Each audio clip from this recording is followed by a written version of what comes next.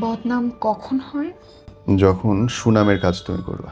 খুব সহজ ভাবায়, তুমি যদি বাড়ির বড় মেয়ে হও, তুমি ছোটদের জন্য করবা, ওরা বড় হয়ে গেলে তোমার দেখতে পারবে না। তুমি যদি বাড়ির বড় ছেলে হও, ছোট ভাইরা একসময় বলবে কি করছেন আমার জন্য, আপনি তো সব মাইরে খাইছেন বাপের জিনিসপত্র।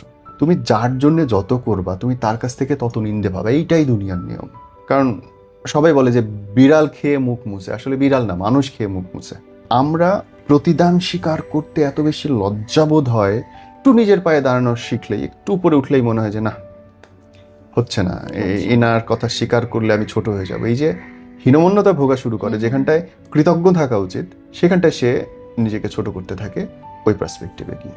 এবং পার্সপেক্টিভটা এরকম দাঁড়ায় যে আমার অবদানটা স্বীকার করলে অন্য একজন মানুষের মনে হচ্ছে যে সে ছোট হয়ে যাবে, কিন্তু ঘটনাটা উল্টো ঘটার কথা।